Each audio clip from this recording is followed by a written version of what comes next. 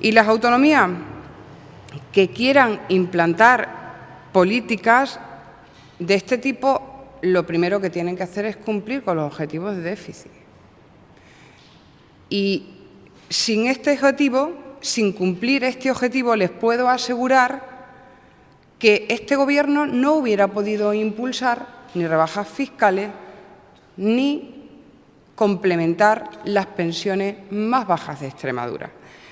Y en Extremadura esto es posible porque cumplimos con España, cumplimos con los requisitos que se han marcado por el Gobierno de España. Y si no hubiéramos saneado nuestras cuentas, esto sería, como decía, imposible.